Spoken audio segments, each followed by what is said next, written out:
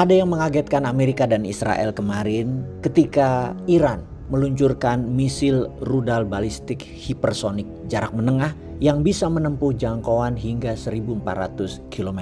Kecepatannya 15 kali kecepatan suara. Masuk menembus perlindungan Iron Dome di Israel karena tidak bisa diintersep radar dan tidak bisa ditangkis dengan segera. Saking cepatnya, serangan itu merusak instalasi militer Israel. Dalam serangan tersebut, Iran mengatakan mereka masih punya 1.000 rudal hipersonik lagi. Mengapa tidak diserang sekaligus sekarang menggunakan hipersonik misil ke Israel? Karena Iran memiliki strategi perang jangka panjang.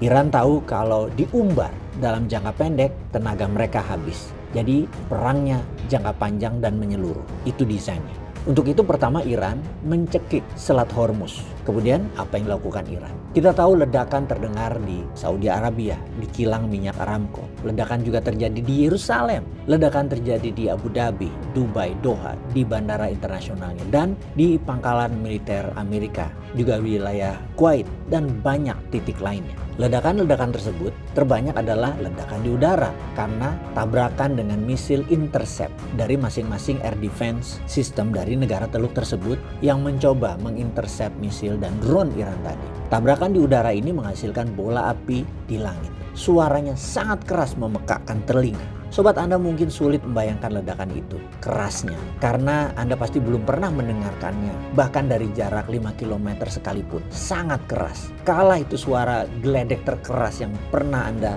dengar dalam hidup Anda. Dan pastinya hal ini menakutkan bagi anak-anak, dan pastinya juga orang dewasa. Selain suara keras, puing-puing berjatuhan itu berbahaya karena sangat panas dan bisa membakar benda apapun. Kalau kita ke Saudi sekarang, Bandara King Khalid di Riyadh sepi, nyaris tanpa operasi penerbangan. Bayangkan betapa pengaruh besar yang diberikan kepada ekonomi negara tetangga seperti Saudi yang salah satunya ada tamu Allah yang berumroh Ramadan ini sangat terganggu. Bandara King Khalid adalah salah satu transit point terbesar di Timur Tengah selain untuk fasilitas haji dan umroh. Apa yang Iran lakukan adalah mendistrap penerbangan terbesar di dunia. Lebih parah dari pandemi Covid kemarin efeknya bagi Timur Tengah dan Asia Barat. Selain bandara, pangkalan militer darat Amerika di wilayah Asia Barat juga diserang.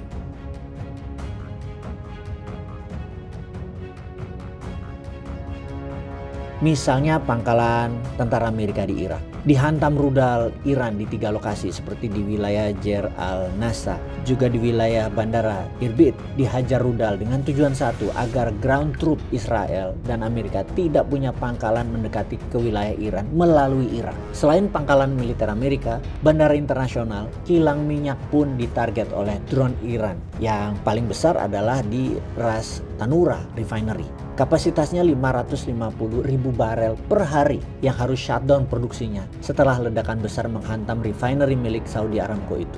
Bayangkan wilayah Teluk sekarang ya, di mana merupakan tempat aktivitas global dan fasilitas termodern di dunia ada di sana saat ini. Properti itu tumbuh sangat luar biasa. Pelabuhan laut dan udara terpadat di dunia. Bukan hanya hub transportasi, namun kawasan Teluk adalah hub keuangan dunia. Yang terdisrup bukan hanya minyak dan gas, namun transportasi udara dan kargo. Lalu sekarang keuangan dunia. Hal ini akan buat ekonomi dunia menjadi slowdown. Dan ini bisa menambah parah, apalagi Indonesia. Jadi sulit dibayangkan, negara Teluk yang seluruh makanan penduduknya harus impor, mendadak supply chain-nya terhenti. Apa yang terjadi kalau sampai 100 hari ke depan rudal dan drone Iran terus melayang di udara di wilayah Teluk? Bisa kelaparan pasti warganya. Kalau Indonesia, tenang. Karena Indonesia punya pemimpin jenius seperti Pak Bahlil yang sudah punya solusi. Misalnya untuk minyak atau BBM. Walau stok masih 20 hari lagi, tapi kita percayalah sama beliau. Beliau itu super jenius. Walau Selat Hormuz diblok, tetap Indonesia akan punya minyak. Kita ke taktik perang sekarang. Kalau dilihat secara global, ada yang menarik dari strategi Iran. Karena serangan terbanyak menggunakan drone. Bayangkan, drone itu harganya $20.000 diintersep oleh roket atau rudal seharga $300.000 hingga $500.000.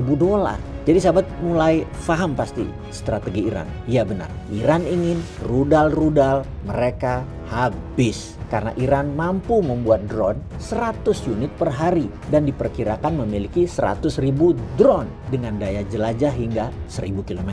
Drone ini kalau diterbangkan 100 saja sehari, Iran masih bisa bertahan 1000 hari. Namun stok misil Israel dan Amerika paling banyak 10.000 alias 100 hari lagi habis. Ketika cadangan misil Israel dan Amerika menipis atau habis, barulah rudal hipersonik Fatah 1 dan Fatah 2 dimainkan. Rata nggak tuh Israel? Sobat, ditunggu komennya. Peace.